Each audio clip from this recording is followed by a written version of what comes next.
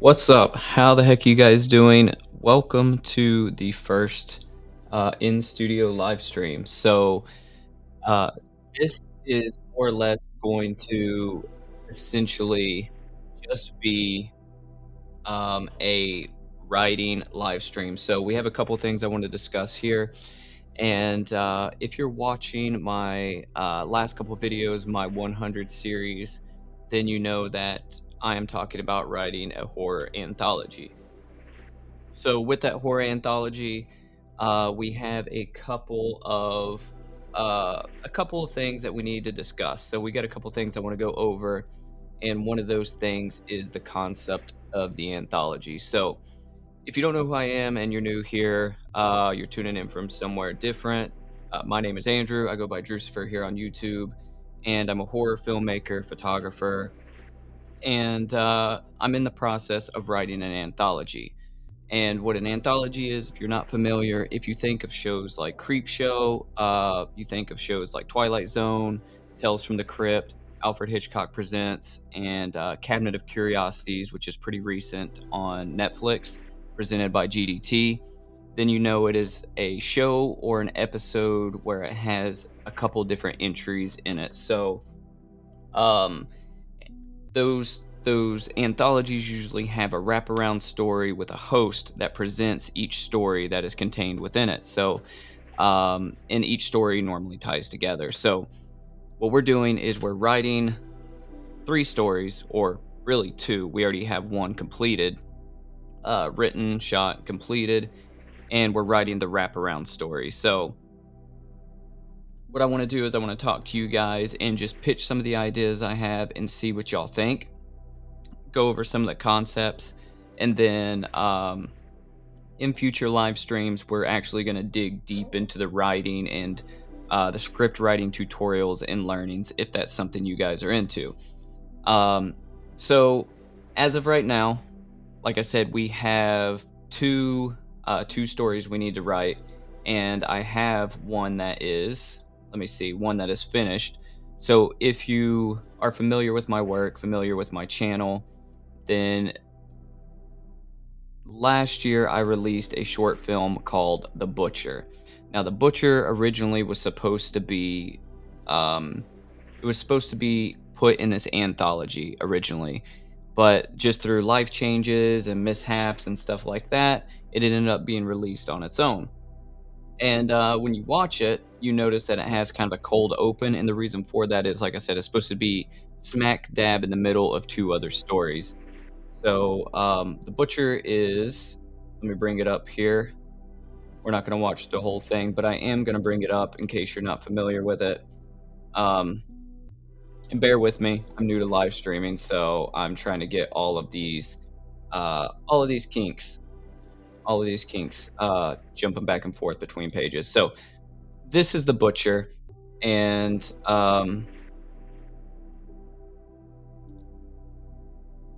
and essentially the film follows two crust punks, or two punks, and these guys, they are waiting to break into this old man's house. And once they finally break into his house and try to rob from him, all hell breaks loose. So the fun thing about this film is I was co-writer, cinematographer, and I actually played the old man. So um, I wore a lot of hats on this film, as you normally do on indie productions. So I played this guy. Where's he at? Um,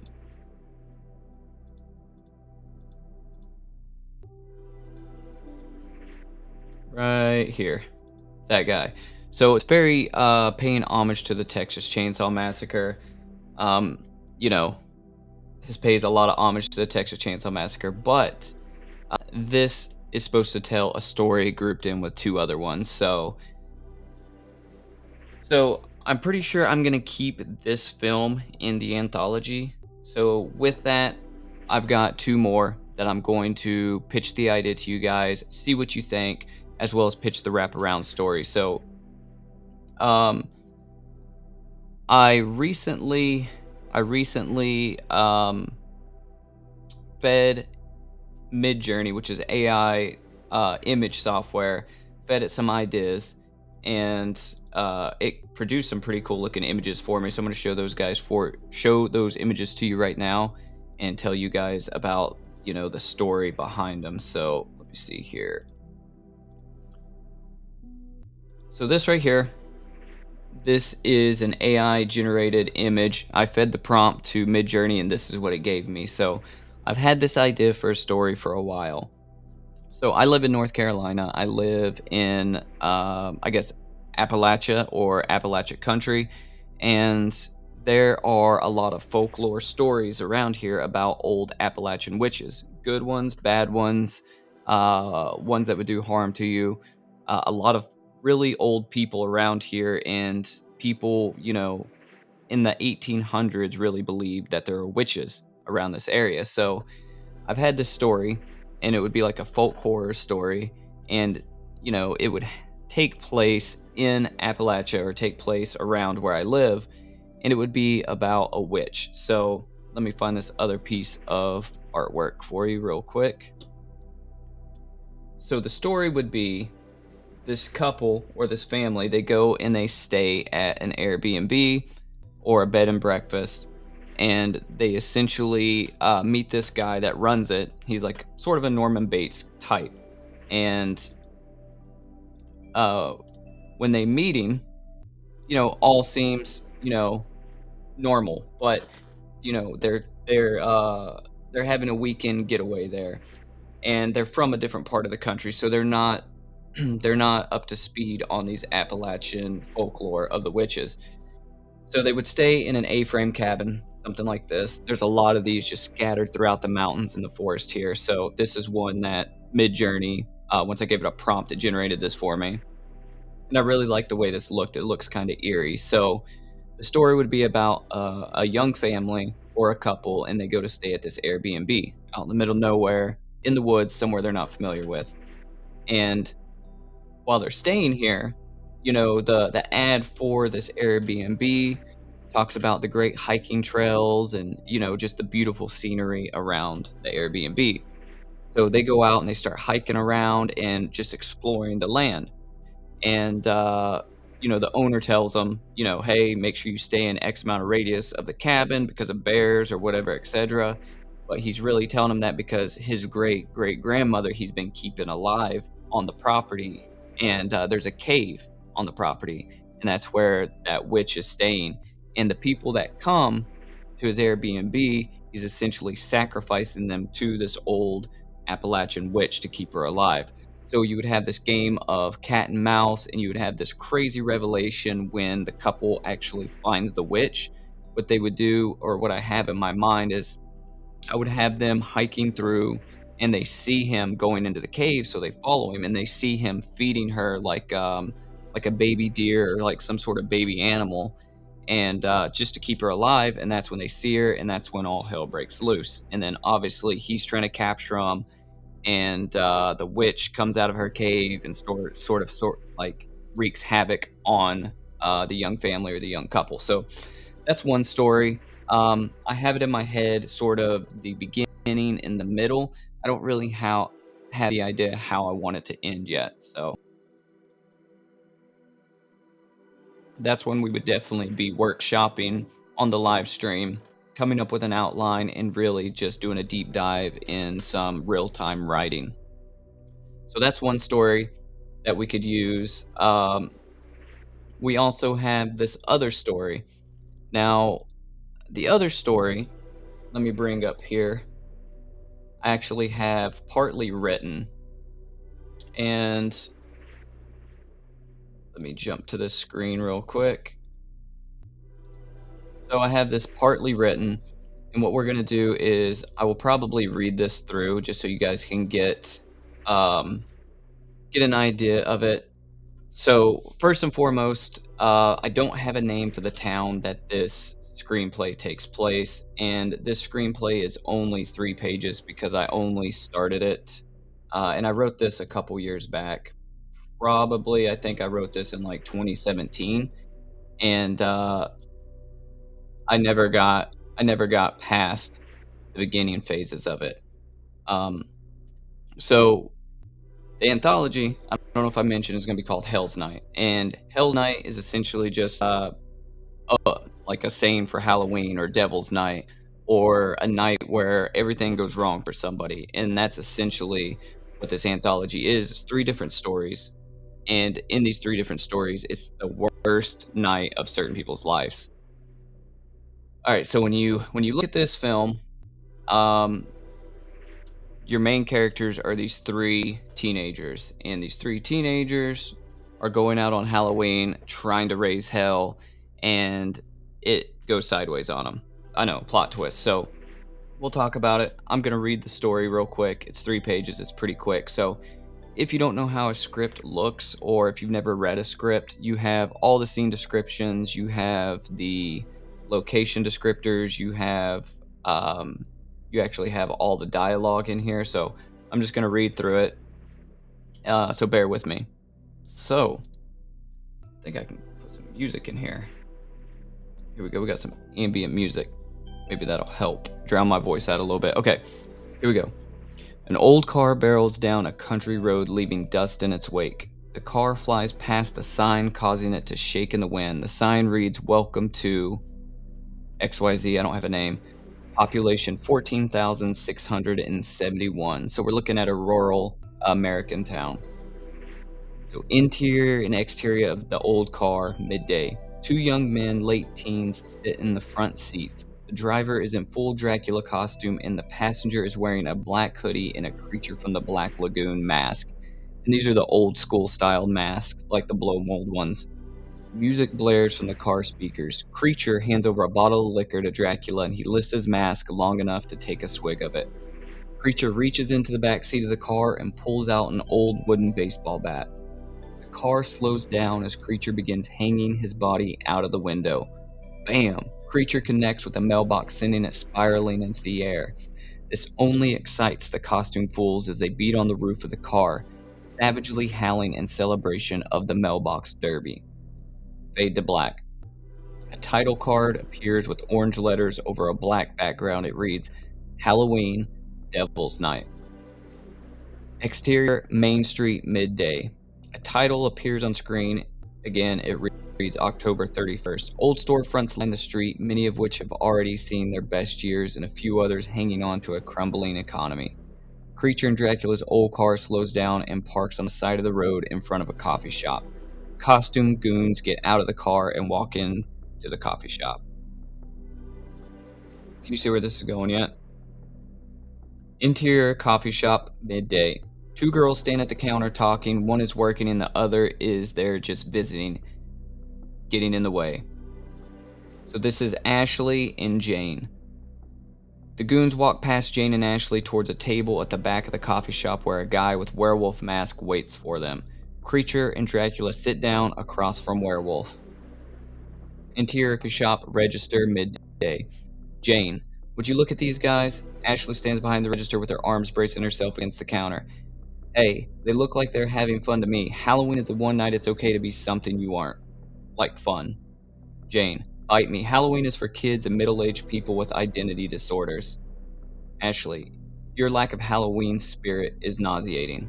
Jane, please, if I see one more sexy nurse or sexy Red Riding Hood, I think I'm going to throw up everything I've had since Christmas. Interior coffee shop, table, midday. Werewolf lifts his mask to speak to Creature and Dracula. Where have you guys been? I've had like 3 cups of coffee already, and I'm ready to fuck shit up. Dracula, did you get all the stuff? Werewolf slings a backpack up onto the table and over to Dracula to look into it. Werewolf, I got the M80s, the bottle rockets are in there, plus the smoke bombs and the black cats. Dracula looks at the contents of the bag. He is clearly the leader of the group. And Werewolf waits for approval. Dracula, where's the tennis balls and the matches? Werewolf, still at my house? Dracula, slightly annoyed. You were supposed to bring everything. We've got 2 full gas cans and 20 rolls of toilet paper in the trunk.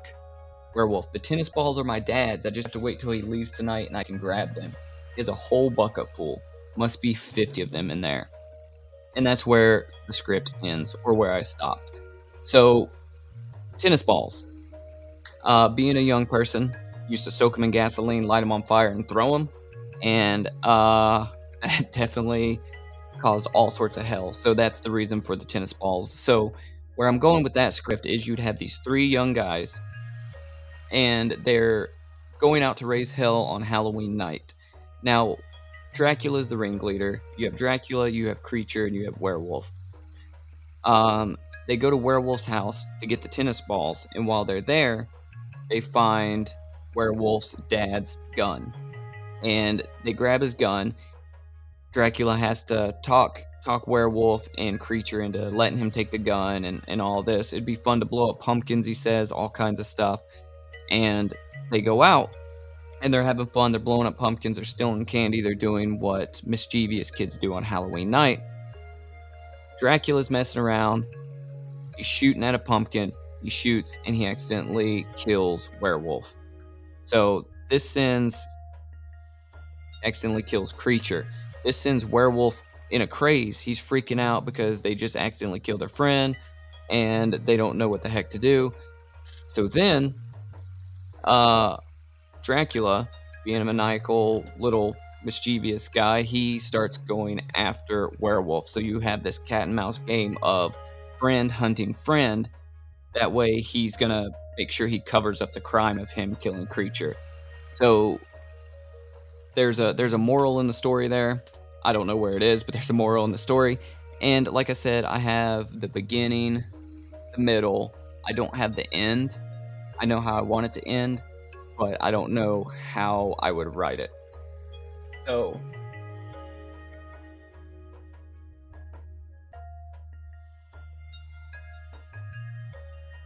hey, what's up, Chuck? I just saw you commented. That sounds pretty cool. Chuck said he's been to Norway. I guess when he was in the service, and there is a walk called. They do a walk to hell around Halloween. Norway's somewhere I really wanted to visit. Like Swedish countries, always wanted to go there. I'm sorry if you can hear my crappy computer chair shaking. I'm in the market for a new one. So that is one of the stories, right? And the last story I want to talk about. So we have Butcher, we have the witch story, we have the possible teenagers on Halloween story. I don't have a name for it. We also have a werewolf movie that I started shooting called Incisor. So that I have the script for. The script is actually all the way completed. We started shooting the movie and we couldn't get all the way through it because of scheduling issues. And then in the middle of the shoot, one of the main actors moved halfway across the United States, so we could never finish it. So let me find that script here. I'm not going to read this script to you, but I just want to show you guys that it's finished, it's done. And this one is, let me see here.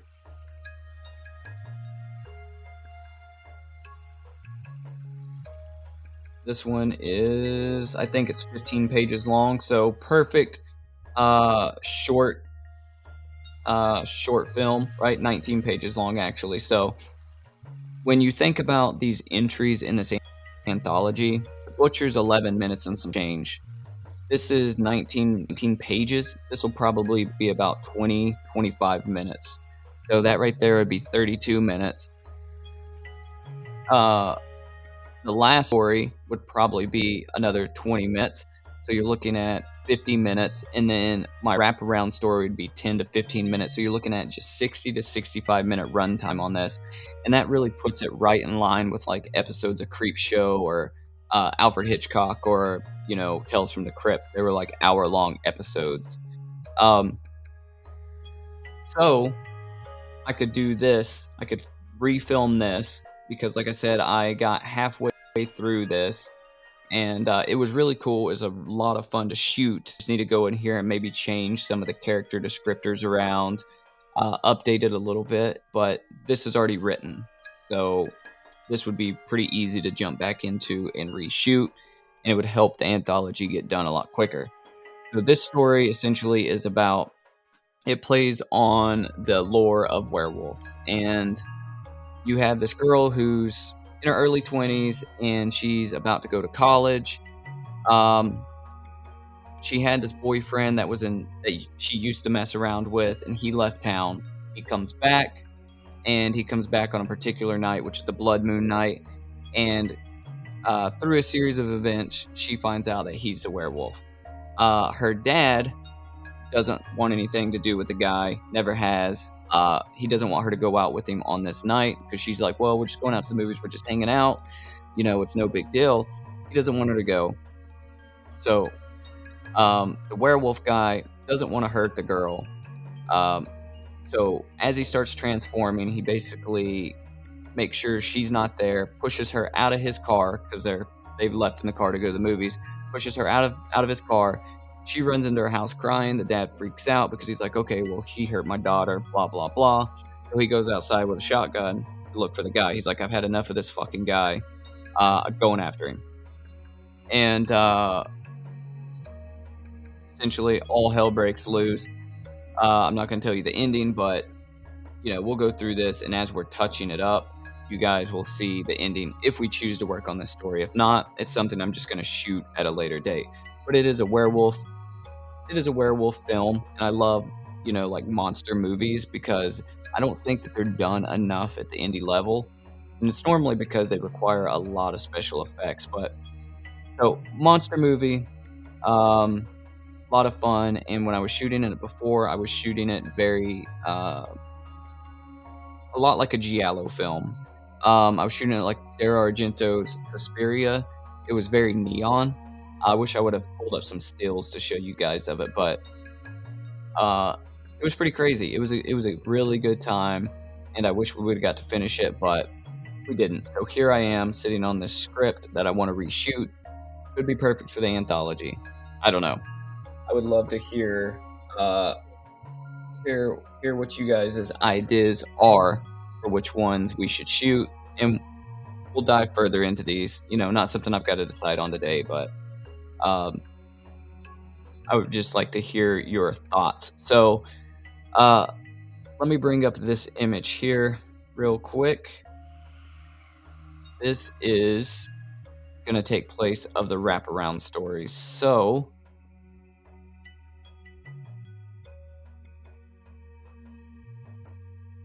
all right. So the wraparound story, I'm toying with this idea. So this is another mid-journey prompt that I created, right? I fed it some information and it outputted me these images. And if you look at these four, it's just four different variations of the same image. So this is an old man in an antique shop.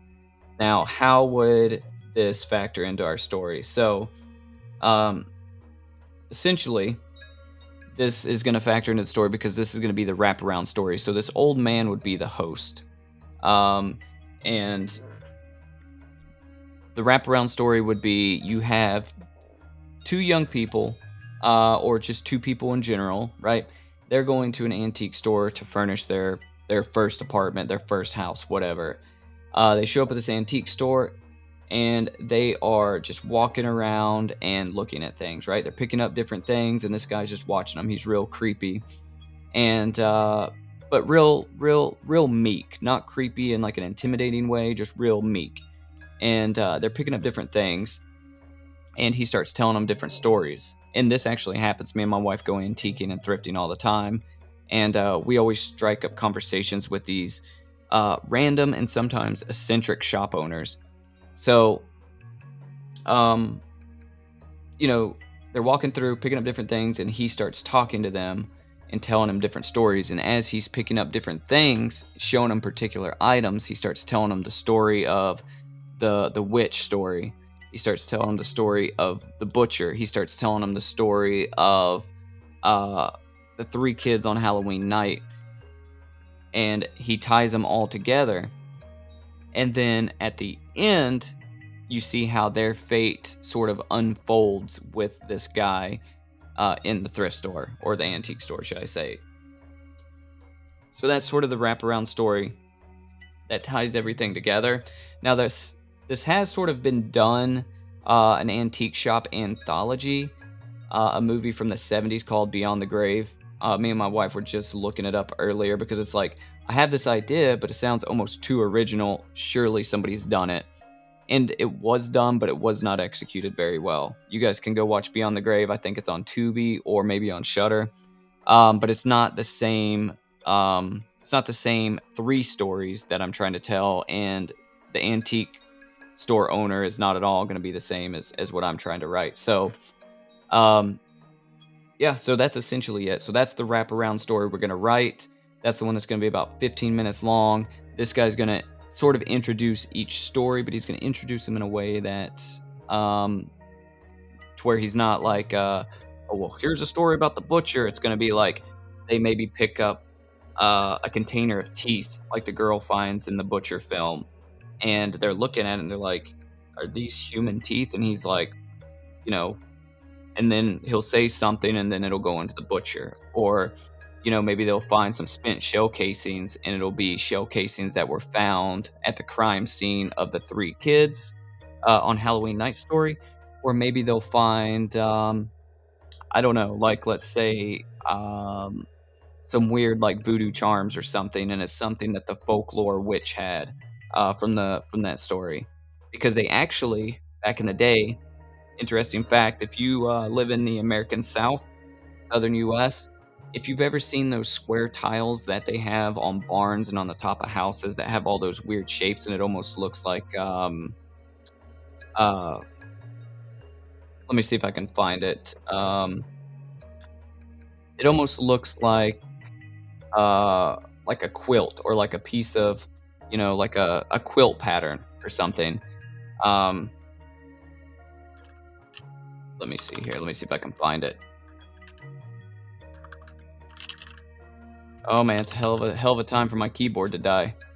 Um, so, anyways, if you're from the American South and you've ever seen the top of a barn and you've seen those those patterns that I'm talking about, those were actually a thing that they used to put at the top of their barns to keep evil spirits and keep those witches out. So, um, that's super interesting to me because people believed in that stuff so much that they would put those markings on the top of their houses, on the top of their barns, and it's just an old Appalachian folklore thing. So people really believe that stuff around here, and there's been some documentaries done by like PBS and like BBC on it.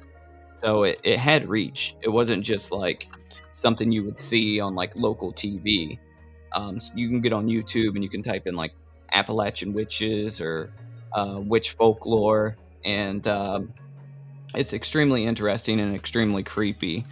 They used to talk about how like I think if people would they would have like gatherings at their houses, and if somebody walked through their front door backwards, then they were deemed a witch. It's just so many weird little things. So, um, let's see. I don't even know how to look this up. I looked it up once. Barn witch stoppers. That is not at all what I'm looking for. Can't remember what they call them. There's actually somebody right around the corner in my neighborhood that has one on the top of their house. Um,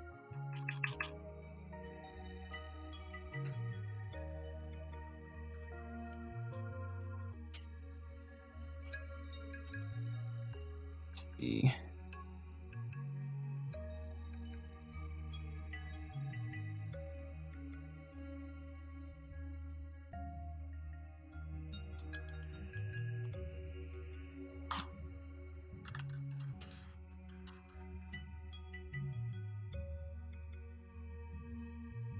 Ah, right here. Okay, cool. I found it.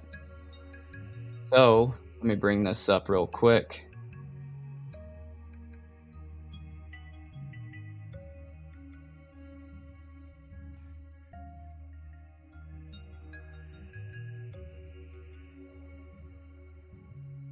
All right. So right here. So you see these markings right here, like on the barns and on the tops of the houses. That's what they would put on there to basically ward off witches in the southern United States. And to me, that is just crazy because when you drive through a lot of the rural towns and stuff and you see the old barns, you see old houses, you see these all over the place. And it's crazy that hex signs, that's what they're called, from hex signs to barn quilts. And it's just crazy that these people believed in this stuff so much that, they would really just put it all over their houses. Six-pointed love hex, the health hex. So there's probably some good ones as well, but um, yeah, it was basically to ward off evil spirits and see right here, what are witches' marks? Like it's crazy. It's real life beliefs. So I think that would be a fun story to tell. Um, I don't know. What do you guys think? So Appalachian witch story, Brown story, maybe he finds one of those old witch markings in the antique store, right? The couple that's in there. And then the guy is like, well, let me tell you what that is. Cause he's like, oh, well, this is nice. And he's like, are you trying to ward off witches or, whatever, whatever. And then he, starts telling them the tale of this Appalachian witch. So, yeah, I've got a lot of ideas and I've got a lot of time to write. So I just really am using you guys as like my focus group, my think tank. Like, which of these stories are the best? Because they all sound awesome to me. And I think that if I play my cards right. I'm a big fan of practical effects. I can do them all relatively cheap. Because all of the films have a small cast. So I wouldn't really need too many people. And a lot of the films I can write with locations that are around me, right? Small town on Halloween, the three kids. Um, Go rent an Airbnb, A-frame cabin, film in there. The cave might be kind of hard to find, but I can figure that out. There's actually up on the mountain, High Brighton Mountain in the town near me, there's a cave there, so maybe I could film that scene there. Um, and the other one, Incisor, I already know how I'd film that. I've already started filming that part of the way.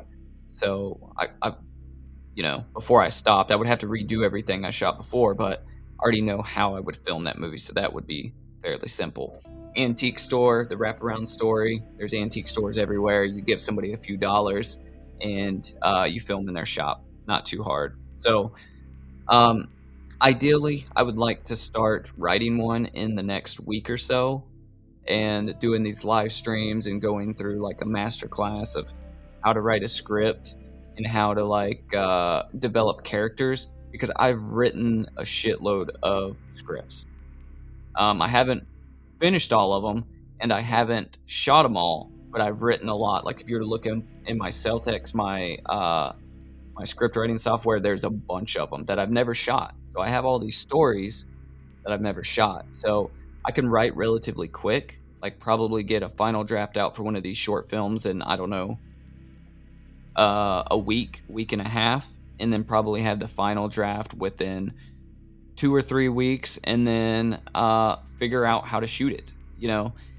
Ideally, I think that shooting this entire anthology can be done by next summer, and then fully released by October next year. Right now, that's a year in advance, but we're talking about shooting essentially 3 pieces, and shooting them in a very professional manner. And it's going to take probably, I don't know, I'm going to say, with everybody scheduling from what I've seen before on a short film, 30 days to shoot it and film it, right? You got to work around everybody's work schedules and work around my schedule and all that. So probably about a month to shoot each one, and then probably a month to edit it.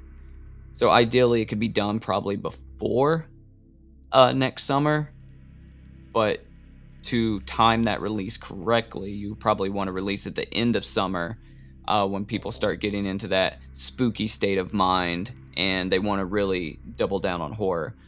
Like a lot of us, myself, like I watch horror 99.9% of the time. That's really the only movies I watch, but not everybody's like me. A lot of people only want to watch it when spooky season comes around. So, um, uh, I don't know. I think that's the perfect time to time the release. So, what do I need? What am I looking for? I'm looking for, if anybody's a writer out there watching this and they want to collaborate, feel free to hit me up. always looking for collaborators. If you're a director, if you are somebody that wants to work on the crew of a film, if you are an actor and you want to play a part, whether it's a main part or it's a um, like an extra, hit me up. We can do that as well. If you want to play a main part, you definitely need experience. If you're somebody that directs movies and has a little bit of experience or runs audio, looking for a crew again because I don't really have a solid crew at this time. Putting together a new crew that I want to work on with all of these films. Or if you know somebody, definitely tell them to come watch this video and tell them to hit me up because I'm looking for some people. But beyond that, yeah, so there will be chances as I'm going through this phase of writing, for you guys to get involved if you wanna take on, like, a role with a crew or cast, like I said, or if you want to donate or be a producer or something like that to help these get made, there will be avenues for that as well that I'll let you guys know about, not just in the future live streams, but on my YouTube channel and you know, that's basically my only social media. So like on my YouTube channel, if you want to take on a producer role or executive producer and help these things get made. So um, that's basically it. That's really all I wanted to talk about is sort of the concepts behind these films and where I'm going with them, and this being essentially my big creative endeavor that'll probably take me into next year. Um, if you're not a subscriber, watcher, or somebody that knows me, I'm currently doing 100 vlogs in 100 days on my YouTube channel. Uh, Also live streams too, apparently. Um, but uh, a lot of the rest of those vlogs and daily uploads will cover this anthology and the creating of it and the pre-production of it. And it would be awesome if when I get into those I don't know, the last quarter of the vlogs, I'm actually like doing real pre-production stuff, like finding locations and finding cast and crew members, and hopefully starting to shoot. So, be on the lookout for definitely just the entire process of this because I'm going to document everything, whether it's in the 100 series or not. It's going to be just documented completely on my YouTube channel. And I would love to live stream every Friday night and do some writing, do some updating on the films, and just chatting about them. So if this is something you guys are into, let me know because uh, I'm pretty stoked on it. I'm pretty stoked on doing the live streams. Now, I will say the quality is sort of shaky right now. I am shooting on a nice cinema camera. I think I just have to work around some internet issues I've got that are sort of giving me a little bit of latency, giving me a little bit of pixelation. So all of that'll get ironed out because here it looks absolutely amazing. When I look at my YouTube feed, it looks sort of pixelated. So um, I'll have all that ironed out in the next coming live stream that I do, probably next Friday night for this. And hopefully I'll fix this stupid squeaky computer chair. But does anybody have any questions? Anybody watching? Anybody want to ask me anything dealing with anything related to the anthology, related to filmmaking, related to photography, related to uh, me as a person? Any questions out there? Anybody? Because there's 4 people. I know I'm one of them, and Chuck is one of them. And if anybody out there's got anything, now is the time to talk.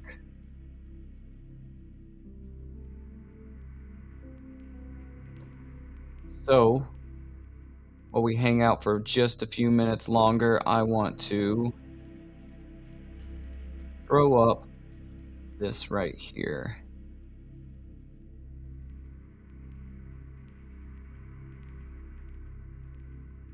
So, The Butcher. So, this was such a fun film to shoot. Um, was not directed by me, but I had definitely some influence on the direction of the film. And the way this story came about, you can go read at on my website. www.drucifer.com. But the fun part about this was, there's a big tree in my front yard that almost killed me twice, killed my family twice. It fell 2 different times, screwed up our landscaping, screwed up the front of our house, and, um, I at that time, I was gonna rebuild my front porch, and I had to go buy a table saw.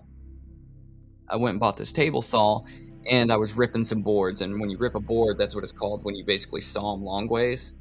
And I was sitting there pushing them through, and I think my wife was out there with me. I think Tawny was out there with me, and I was like, "Could you imagine if a serial killer had a table saw and he was just, like, pushing people's body parts through it?" And, at the time, I hit up my buddy, and I was like, "Hey, I got a killer idea for a movie script.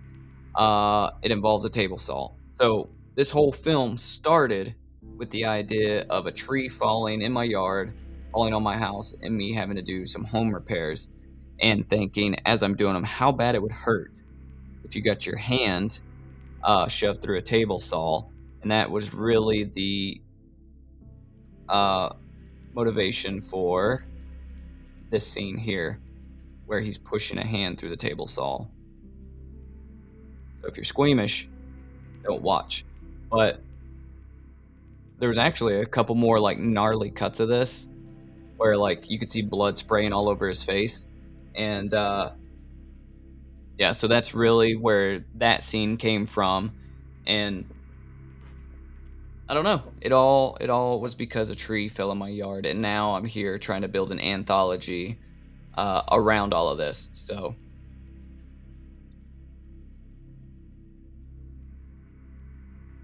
okay, so Chuck asked me a question, will I be able to use The Butcher since I didn't direct it? So, um, I think that I think that yes, since I co-wrote it, the problem there is, um, I would have to touch base with the director and just let him know, like, "Hey, I'm moving forward, putting this in the anthology like we originally planned." And, I would say when it was made, if technically he owns 50% of The Butcher, I own 50% of The Butcher. So if Butcher was ever to go on and earn proceeds or anything like that, I mean, there was no contract signed saying, "Hey, like, you're gonna catch royalties on the back end," or anything like that, or no exclusivity deals or anything like that. So, I think The Butcher is pretty much at this point free game in terms of, like, what's done with it. Um, I will say it's, uh, it's as much mine as it is theirs, but if they wanted to do something with it, I would hope that they would check in with me and be like, "Hey, here's what I want to do. Just letting you know, your name is going to be tied to XYZ project." And that's probably what I'll do is I'll be like, "Hey, here's what I'm doing with this. It's going to be how we planned to do it originally, and your name is going to be taken off the immediate credits of the butcher, but put on the credits at the end of the anthology," if that makes sense. So, um, they would still get credit, everybody involved in it, all that good stuff. But, I feel like it's my property, and I should be able to do basically what I want with it. But I will have that discussion if I decide to put the butcher in it. Like if we decide as a community here that maybe I should just take the other 3 stories, do the other 3 stories instead since the butcher already exists, um, then I can do that. I just don't know what the best bet is. That's why I'm sort of like asking for advice or asking for focus group stuff. So the butcher would be cool because that's what it was originally supposed to be part of, but I'm not sure. I'm not sure, but I would have no problem putting it in there. But we can write 3 original pieces of content. It would just take a little bit longer because we would have to write a 3rd piece that would take the butcher's spot and then film a 3rd piece or a 3rd film. So it would take a little longer to get everything done, but at this point, who really cares? Because I don't have a timeline to get it done. I would just like to get it done by next summer. So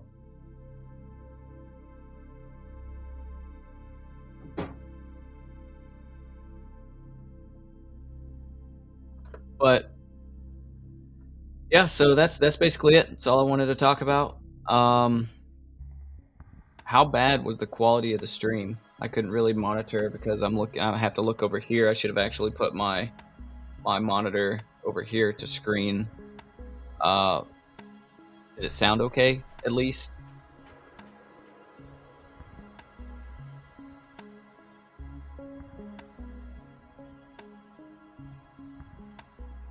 Because you guys can probably see that I can monitor, but this is what I'm seeing here on my desktop is the live streaming software. It's not the actual YouTube, um, what you guys are seeing.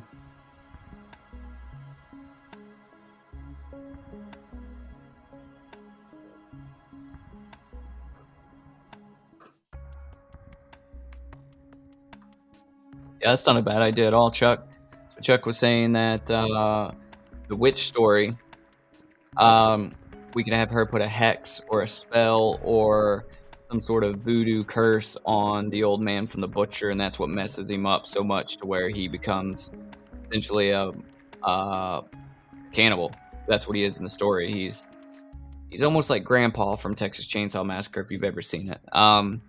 Except he's very able-bodied, to where Grandpa in TCM is not able-bodied at all. He's, basically on his deathbed.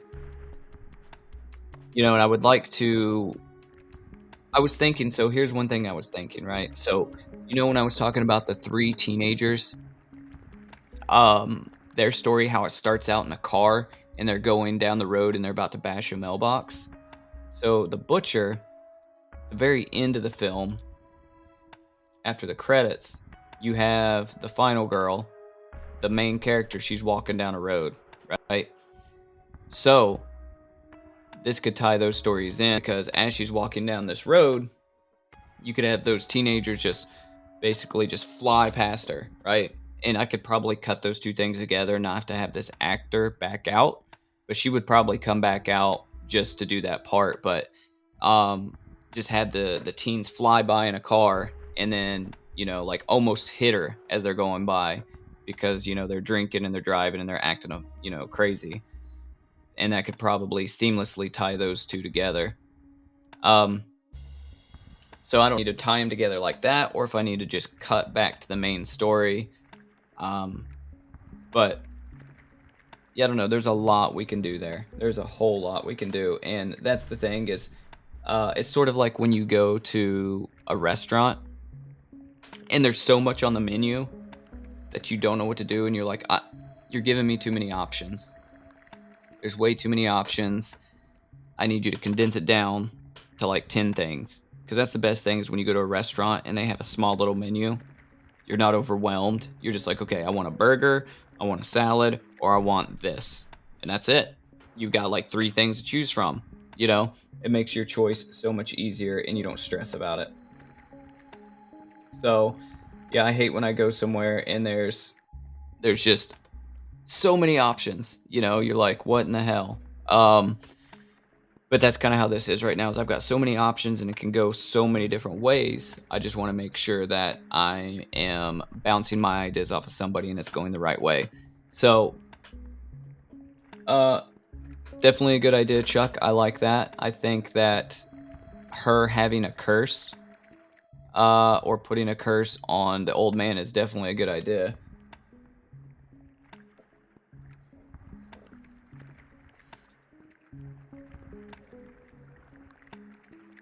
The hardest part about all of this is going to be me finding quality actors. So I used to have a network of these people, but I don't anymore. So reaching out and finding quality actors is going to be the hardest part. So I'll have to reach out to maybe a couple people I know, and see if they're still. I could hit up the guys that played in The Butcher, Dominique and Michael, just see if they know anybody. And then, just hit up a couple other people I filmed with before and see if they know anybody. But finding quality actors is going to be probably the hardest part. Um, and then like 2 or 3 solid crew members, because if you've ever been on a film set or if you've ever shot anything, then having if you've ever shot anything as a camera person, a camera operator, cinematographer, um having a first AC is a lifesaver. So on The Butcher, I had a great first AC, um, and he did a really good job, and lifesaver. So I could see if he would want to come back on these, but um, yeah, just reaching out to people because I would love to put myself in a position where Black Mass Films, my horror film production company, uses the same people over and over and over again, whether it's actors or whether it's just crew members. You know, I would love to bring people on that are want to have a great time filming vile, disgusting, funny, stupid horror movies. You know, like they don't always have to be scary. They don't always have to be uh about ghosts, or they don't always have to be nasty and disgusting. Sometimes they can just be silly and stupid. Some of my favorite horror movies are silly and stupid. Reanimator, you know, Reanimator. What do I have up here? The Lost Boys is silly and stupid. Um, Scream is kind of silly and stupid, right? American Werewolf in London is silly. Frankenhooker, like these are some of my favorites, and none of them are really like gross per se. None of them are like scary. Evil Dead, right? Evil Dead 2, they're more silly than they are anything. And so horror movies don't always have to be like disgusting and like um, try hard to where it's like pushing the envelope of being like dark and I don't know, like flirting with like blasphemy or anything like that. Like they can always just be funny and stupid. Like if you guys have seen the movie Deadstream that came out on Shudder, that is probably one of my favorite horror movies that have been released recently. It's just such a good time because it is so goofy and just so over the top that it's just, you know, how can you not love that film? And that was actually written, I think, by a husband and wife team, so makes it even cooler. Um, Deadstream was awesome, but yeah, so trying to find people that want to be part of it and they want to just continually, work on these films, right? People that have that creative mindset and they just want to um, make movies because that's literally the funnest thing you guys can do. You let your imagination run wild, and uh, just make a lot of fun things because it is literally trying to figure out how to tell a story with limited resources. Anytime you're on an indie film, right? Like, how can I make it look like that guy's guts are about to fall out of his stomach? Like in The Butcher. How can I make it look like his arm is about to fall off his body? Like in this scene here, where his arm literally falls off his body. Where's it at? His guts coming out of his stomach right here. And then his arm falls off his body. Like, to me, that's fun. How can I make that look interesting? How can I make that look like it's, really happening?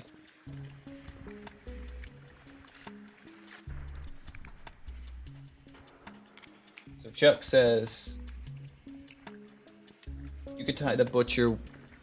Chuck says you could tie the butcher with the witch story. Due to her putting a spell on the old man, have them kill her and make her think she survived the butcher, then she gets killed by the teens. Let me try something. Like I said, I'm new at live streaming here, so let me see. Check this out. Check this out. Look at that. So, Chuck right here, friend of mine. I appreciate your support, Chuck. You're always showing up to my live streams, showing up to my videos. And you got some good ideas there, for sure. Definitely some things I'm going to stew on and think about.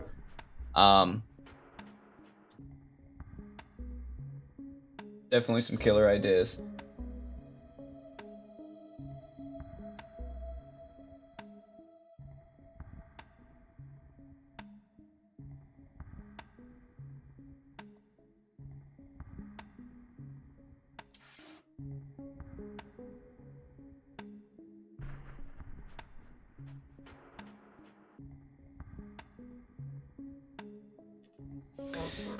So I was streaming this over at Twitch as well. So if anybody over there in Twitch land um, has anything to say, I don't even know how Twitch works, but uh, we're on there. So I'll be streaming this live stream on Twitch as well as uh, Twitter or X or whatever it's called. It was an option up here that I could select. So we're streaming there and as well as YouTube. Um, So if you want to watch any of those places, then we'll be live streaming there. Probably every Friday night we'll do these, and they'll be about an hour, maybe hour and a half long, just depending on who's in the chat, what we're talking about, um, how much we're actually getting done on the films. S- So biggest thing is I've got to take care of the video feed a little bit because, like I said, it's a little choppy. And being a perfectionist when it comes to video, I hate that. So a little pixelated, especially like when you look in the blacks. Actually, right now on the tablet on my iPad, it doesn't look too bad on Twitch, but it could be a little bit cleaner. It could be a little bit cleaner since I'm supposed to have a 1080 feed coming out of my camera and going through Restream and then out to YouTube and stuff. It could be a little bit better, but it could be worse, I guess. Wow, I'm glad I actually am figuring things out now with the chat and stuff, so I can throw these comments up here. So anybody have anything else to add?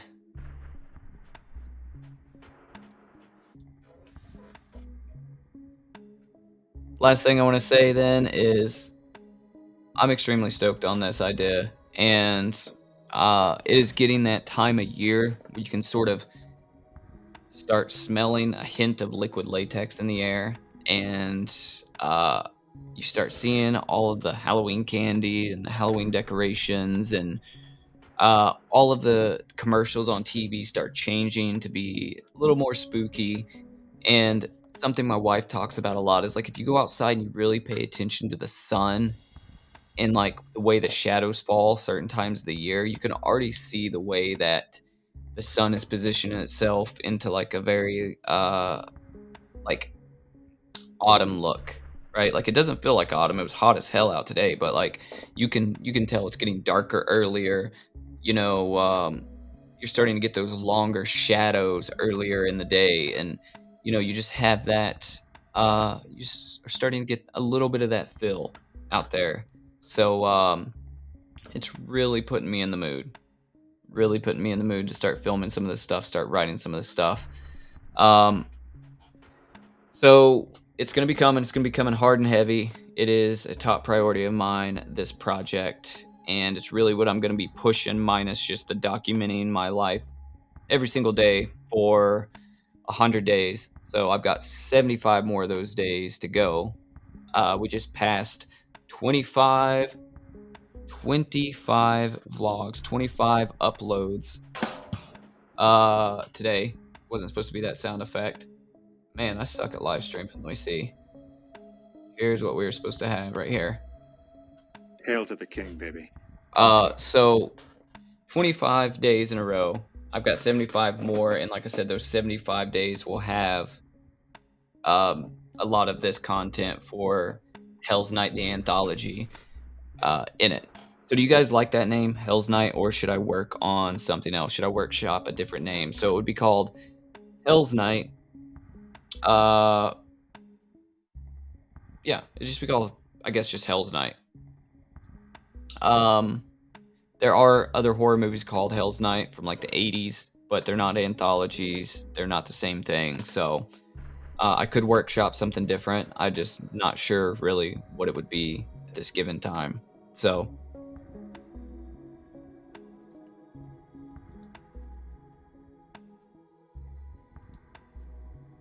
all right, well, that wraps it up for me because we are crossing the 1 hour mark and I'm starting to ramble just because I could see me really liking this live stream thing.